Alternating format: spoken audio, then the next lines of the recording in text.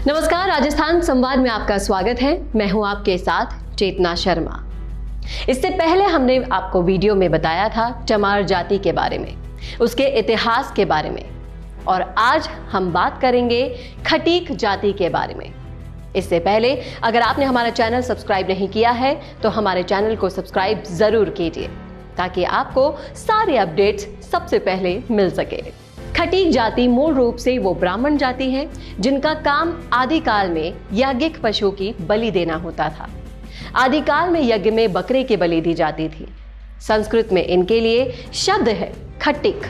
मध्यकाल में जब क्रूर इस्लामी आक्रांताओं ने हिंदू मंदिरों पर हमला किया तो सबसे पहले खटीक जाति के ब्राह्मणों ने ही उनका प्रतिकार किया था। राजा और उनकी सेना तो बाद में आती थी।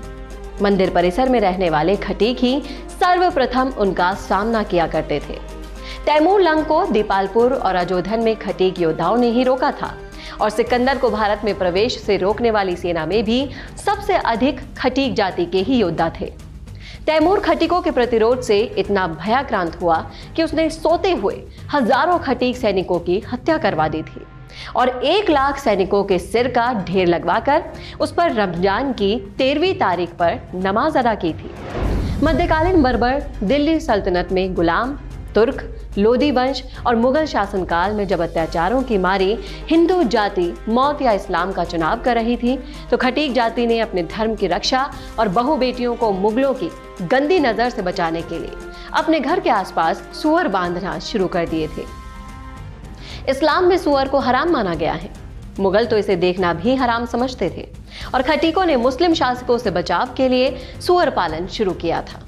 उसे उन्होंने हिंदू के देवता विष्णु के वरावतार के रूप में लिया था।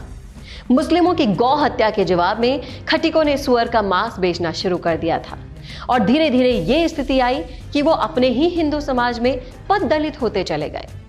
कल के शूरवीर ब्राह्मण आज अछूत और दलित श्रेणी में है। 1857 की लड़ाई में मेरठ और उसके आसपास अंग्रेजों के पूरे परिवारों को मौत के घाट उतारने वालों में खटीक समाज सबसे आगे था। इससे गुस्साए अंग्रेजों ने 1891 में पूरी खटीक जाति को ही वांटेड और अपराधी जाति घोषित कर दिया था।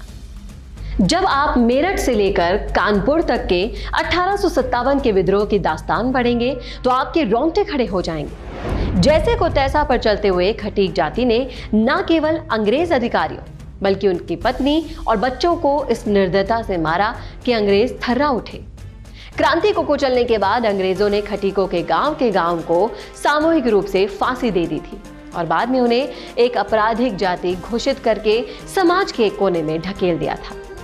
आप ये जान लीजिए कि दलित शब्द का सबसे पहले प्रयोग अंग्रेजों ने 1931 की जनगणना में डिप्रेस्ड क्लास के रूप में किया था। उसे ही बाबा साहब अम्बेडकर ने अछूत के स्थान पर दलित शब्द में तब्दील कर दिया। इससे पूर्व पूरे भारतीय इतिहास और साहित्य में दलित शब्द का उल्लेख कहीं नहीं मिलता है। हमने और आपने मुस्लिमों के डर से अपना धर्म नहीं छोड़ने वाले, हिंसा और सुअर पालन के जरिए इस्लामी आक्रांताओं का कठोर प्रतिकार करने वाले एक शूरवीर ब्राह्मण खटीक जाति को आज दलित वर्ग में रखकर अछूत की तरह व्यवहार किया है और आज भी कर रहे हैं। भारत में 1000 ईस्वी में केवल 1% अछूत जाति थी, लेकिन मुगल वंश की समाप्ति होते होते इनकी संख्या 14% हो गई। आखिर कैसे?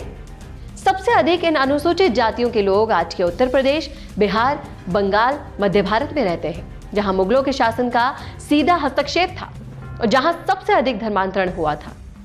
आज सबसे अधिक मुस्लिम आबादी भी इन्हीं प्रदेशों में है जो धर्मांतरित हो गए थे। डॉक्टर सुब्रमण्यम स्वामी लिखते हैं कि अनुसूचित जाति उन्हीं बहादुर ब्राह्मण और क्षत्रियों के वंशज हैं जिन्होंने जाति से बाहर होना स्वीकार कर लिया था, लेकिन मुगलों के जबरन धर्म परिवर्तन को स्वीकार नहीं किया था। आज के हिंदू समाज को उनका शुक्रगुजार होना चाहिए, उन्हें कोटिवश प्रणाम करना चाहिए, क्योंकि उन लोगों ने हिंदू के भगवा ध्वज को कभी झुकने नहीं दिया, भले ही स्वयं अपमान और दमन झेला। स्टेनले राइस ने अपने पुस्तक Hindu customs and their origins में यह भी लिखा है कि अछूत माने जाने वाली जातियों में प्राय वो बहादुर जातियां भी हैं जो मुगलों से हारी और उन्हें अपमानित करने के लिए मुसलमानों ने अपने मनमाने काम करवाए थे। धन्य है हमारे ये भाई जिन्होंने पीढ़ी दर पीढ़ी अत्याचार और अपमानित रहकर भी हिंदुत्व का गौरव बचाए रखा और स्वयं अपमानित और गरीब रहकर भी हर प्रकार से भारतवासियों की सेवा की। हमारे अनुसूचित जाति के भाइयों को पूरे देश का सलाम। तो ये थी हमारी खास रिपोर्ट। कैसे लगी आपको हमारी रिपोर्ट कमेंट करके जरूर बताइएगा कमेंट बॉक्स में। साथ ही ऐसी और रिपोर्ट्स देखने के लिए देखना ना भूलें राजस्थान संवाद। नमस्कार। अपने इंटरव्यू के जरिए लोगों को अपने और अपने काम के बारे में बताने से बेहतर और कोई तरीका नहीं हो सकता। और वो इंटरव्यू अगर ऐसे चैनल पर हो जिसमें प्रदेश के 2,70,000 से भी ज्यादा लोग सब्सक्राइबर्स हो, तो आपकी आवाज को बुलंद होने से कोई नहीं रोक सकता। इसी के साथ उसी इंटरव्यू को हम लाखों की रीच और 3 लाख से भी ज्यादा फॉलोअर्स वाले राजस्थान संवाद के फेसबुक पेज पर भी प्रसारित करेंगे। इसके अलावा फेसबुक के कई ग्रुप्स के जरिए वो इंटरव्यू लगभग 50 लाख लोगों तक जाएगा। प्रोफेशनल न्यूज रूम और प्रोफेशनल एंकर के साथ state of the art studio में लिया जाएगा आपका इंटरव्यू। और जैसा कि आप सभी जानते हैं कि सैटेलाइट चैनल्स को टीवी पर देखना अब लोगों ने लगभग बंद कर दिया है और उन्हें भी YouTube या Facebook पर ही देखा जा रहा है।